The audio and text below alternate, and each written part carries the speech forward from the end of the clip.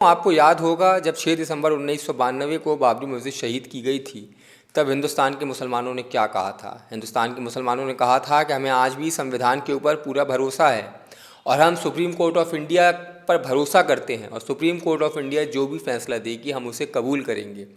उस वक्त भी बाबरी मस्जिद शहीद करने वालों ने कहा था कि यह आस्था का मामला है और आस्था के मामले कोर्ट में तय नहीं होते, लेकिन मुसलमानों ने उस वक्त भी कहा था कि सुप्रीम कोर्ट ऑफ इंडिया जो फैसला करेगी वो हमें मंजूर है।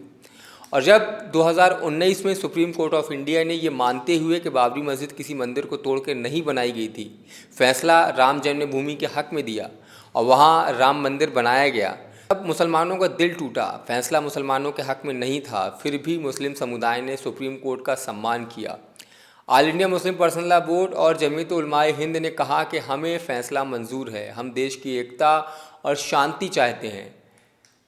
देश में कोई दंगा नहीं हुआ, देश में कोई हिंसा नहीं हुई, देश में किसी मुस्लिम नेता ने, किसी नोटेबल मुस्लिम नेता ने सुप्रीम कोर्ट के ख़िलाफ़ कुछ नहीं कहा। मुसलमानों ने संविधान और अदालत पर भरोसा दिखाया।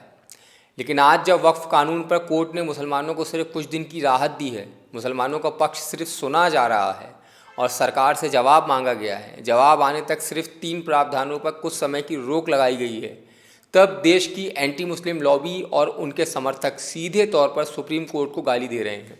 सोशल मीडिया में सुप्रीम कोर्ट बंद करो का ट्रेंड चल रहा है। अभी सिर्फ थोड़ी सी राहत अल्पसंख्यकों को दी गई है, तब ये हाल है।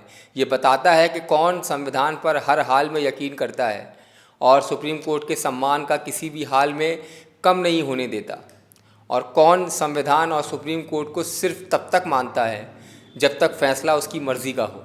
अजीज साथियों, सुप्रीम कोर्ट ऑफ इंडिया के चीफ जस्टिस संजीव खन्ना साहब निशाने पर हैं। एंटी मुस्लिम लॉबी और उनकी ट्रोल आर्मी, यहाँ तक कि देश के टॉप 3 पद पर आसीन उपराष्ट्रपति श्री जगदीप धनखड़ साहब भी खन्ना साहब पर हमला कर रहे हैं। क्यों? क्योंकि खन्ना साहब ने वक्फ कानून पर केंद्र सरकार को करारा झटका दिया है। आइए इस सियासी तूफान की तह तक जाते हैं। उसके पहले आपसे गुजारिश है कि अगर आपने बाज़ वीडियो को सब्सक्राइब नहीं किया है तो अभी बटन दबाइए और इस वीडियो को लाइक कर दीजिए। अजीज साथियों, सुप्रीम कोर्ट ऑफ इंडिया के चीफ जस्टिस संजीव खन्ना साहब, जिन्होंने संविधान की रक्षा की, आज एंटी मुस्लिम लॉबी और उनके समर्थकों के निशाने पर हैं। संजीव खन्ना साहब ने वक्फ संशोधन अधिनियम 2024 के 3 अहम नियमों पर आंतरिक रोक लगा दी है। पहला, पुरानी मस्जिद, कब्रस्तान या वक्फ ज़मीनों के कागज़ नहीं मांगे जाएंगे। दूसरा, वक्फ बोर्ड या काउंसिल में गैर मुस्लिम की नियुक्ति पर अगली सुनवाई तक रोक रहेगी। तीसरा, कलेक्टरों का वक्फ संपत्तियों में दखल बंद रहेगा।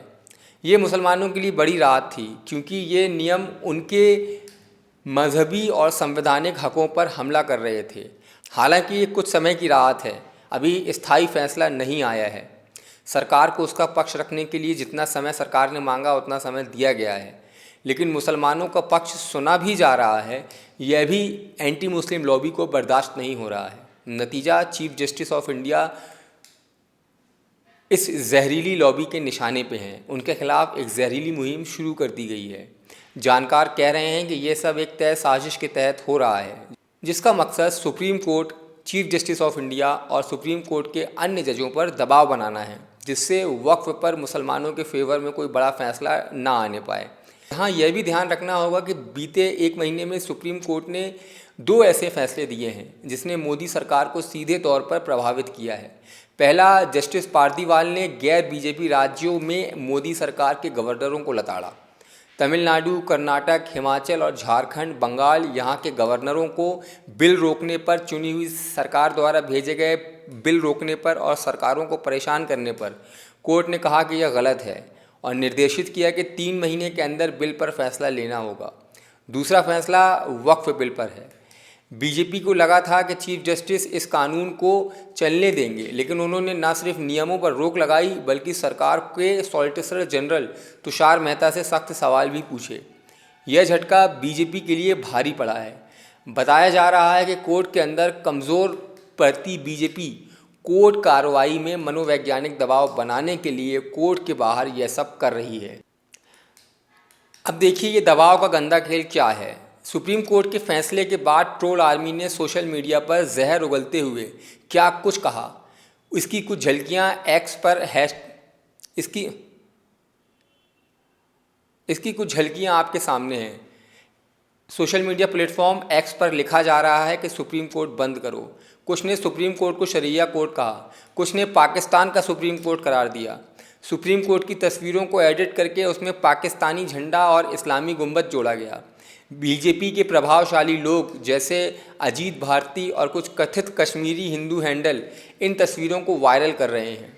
एक ट्वीट में लिखा गया कि राम मंदिर के लिए हमें सबूत चाहिए, लेकिन 500 साल पुरानी मस्जिद के लिए मुसलमानों को कागज़ नहीं दिखाने होंगे।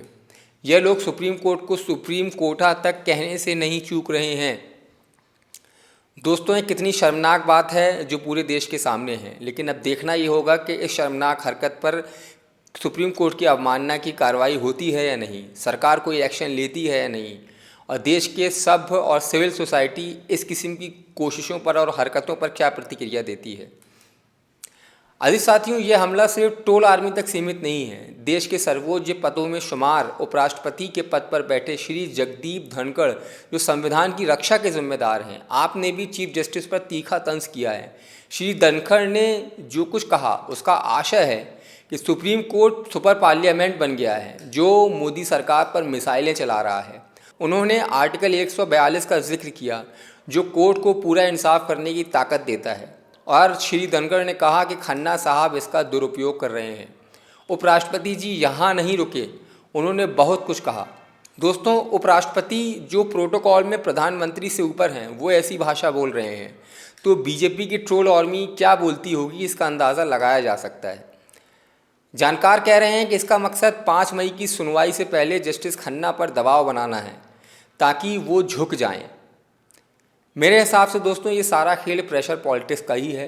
एंटी मुस्लिम लॉबी चाहती है कि वक्फ की ज़मीनों पर कब्ज़ा आसान हो, वो सदियों पुरानी मस्जिदों और कब्रस्तानों के कागजात मांगते रहें, वक्फ बोर्ड में गैर मुसलमानों को बिठाया जाए।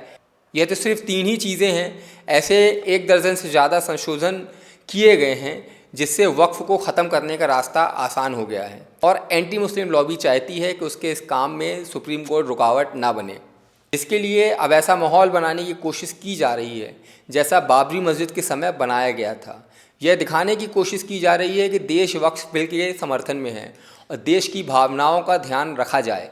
यह क्रमवार हरकतें कोर्ट रूम के अंदर यह संदेश पहुंचाने की कोशिश नज़र आ रही हैं कि केंद्र सरकार के संशोधनों को अगर पलटा गया तो बड़ा वर्ग ऐसा करने वालों को देश विरोधी मानेगा या मान सकता है। अब सवाल यह है कि क्या खन्ना साहब इस दबाव में झुकेंगे?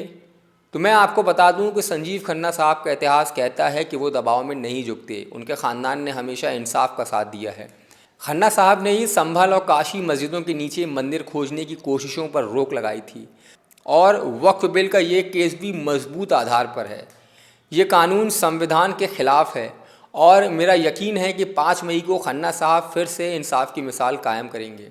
दोस्तों, आपको क्या लगता है, क्या मुसलमानों को वक्फ में मिली कुछ वक्त की राहत स्थायी राहत में बदलेगी? आप क्या सोचते हैं? अपनी राय कमेंट में ज़रूर बताएं। और हाँ, आपसे गुजारिश है कि चैनल को सब्सक्राइब करें और वीडियो लाइक करें। शुक्रिया। बाज़ मीडिया के साथ बने रहें। हम फिर मिलेंगे एक नई खबर के साथ।